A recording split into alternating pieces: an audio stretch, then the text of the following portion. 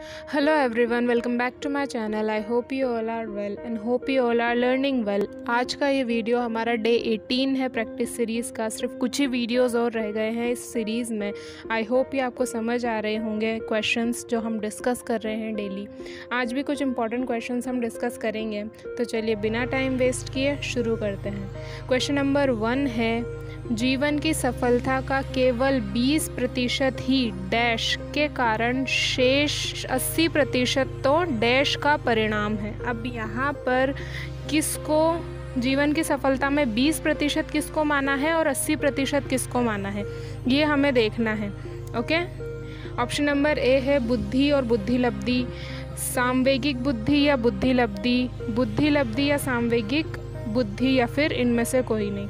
तो जो Daniel Goleman है उन्होंने जीवन की सफलता में 20% का श्रेय दिया है बुद्धिलब्धि को और बाकी का शेष 80% का श्रेय दिया है सामवेगिक बुद्धि को।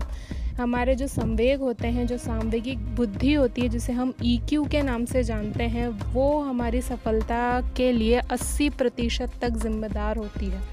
ओके, हमारी बुद्धि लब्धि से कहीं ज़्यादा। तो इसका करेक्ट आंसर है ऑप्शन नंबर सी। बात करते हैं क्वेश्चन नंबर 2 की। क्वेश्चन नंबर 2 है, सृजनात्मकता के चरणों का सही क्रम है। अब आपको सही क्रम पहचानना है कि इसमें सृजनात्मकता के चरणों का सही क्रम कौन सा है। तो जो सृजनात्मकता है उसके कुछ चरण होते हैं। सबसे पहले जब हम किसी नई चीज़ का सृजन करते हैं या निर्माण करते हैं तो उसके कुछ चरण होते हैं कि किस तरीके से वो चीज़ उस चीज़ का हम सृजन करते हैं या निर्माण करते हैं। इसको ही हम सृजनात्मकता के चरण कहते हैं। सबसे पहले इसमें आता है प्रस्तावना या प्रिपरेशन। हम सबसे पहले उस विषय से संबंधित सूचनाओं को इकट्ठा करते हैं। उसके बाद आता है इनक्यूबेशन। इनक्यूबेशन यानी कि उद्भवन। सूचना इकट्ठी करने के बाद जब हमें कुछ नई चीज़ उसके बारे में समझ में नहीं आती है या याद नहीं आती है या कोई आइडिया हमारे माइंड में नहीं आता है, तो हम फिर दूसरे कामों में लग जाते हैं। ओके, उसको हम कहते हैं इनक्यूबेशन के थोड़ी देर के लिए समस्या को भूल जाना, जब तक कि आइडिया नहीं आ जाए नया और दूसरे कामों में लग जाना या अपने जो काम होते हैं उसमें लग जाना, उसको हम कहते हैं इनक्यूबेशन या उद्भवन। फिर आता है इल्यूमिनेशन। जब हम दूसरे कामों में लग जाते हैं तो अचानक से हमारा जो दिमाग होता है उस समस्या से संबंधित कोई आइडिया या कोई ओरिजिनल विचार हमें देता है, या हमारे अचेतन मन में से अचानक से कोई आइडिया, ओरिजिनल आइडिया निकल कर आता है, जिसको हम इल्यूमिनेशन कहते हैं या प्रबोधन कहते हैं। ओके, फिर जब वो आइडिया आता है, जब वो आइडिया हमें मिलता है तो उसको हम वेरीफाई करते हैं और ज़्यादा उसको निखारने की कोशिश करते हैं, जिसको हम वेरिफिकेशन कहते हैं या सत्यापन कहते हैं। तो ये सृजनात्मकता के कुल 4 चरण हैं। इन्हीं चरणों को पार करके कोई नई चीज़ का सृजन होता है या निर्माण होता है। ओके, सबसे पहले आता है प्रिपरेशन या प्रस्तावना, फिर आता है इनक्यूबेशन या उद्भवन, फिर इल्यूमिनेशन जिसे हम प्रबोधन कहते हैं, और फिर लास्ट में आता है वेरिफिकेशन। तो इसका करेक्ट आंसर है ऑप्शन नंबर बी।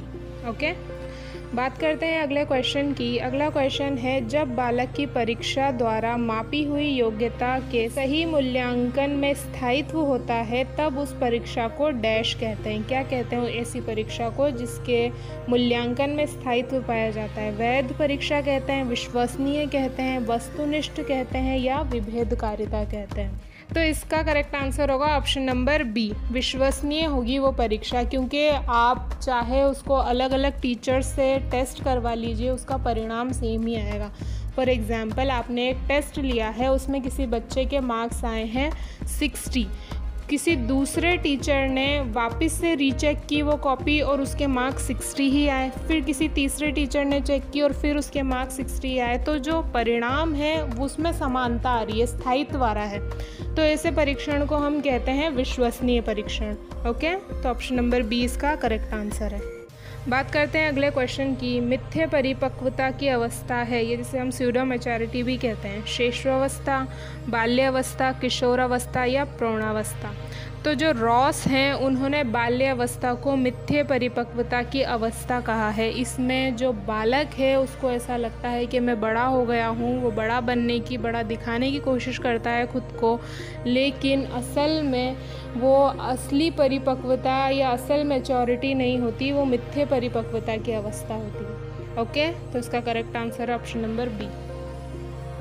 और आज का लास्ट क्वेश्चन है, जब सीखने की गति आरंभ में धीमी और बाद में तेज़ हो जाती है तो ये कौन सा वक्र है? तो अधिगम के कुछ वक्र बताए गए हैं।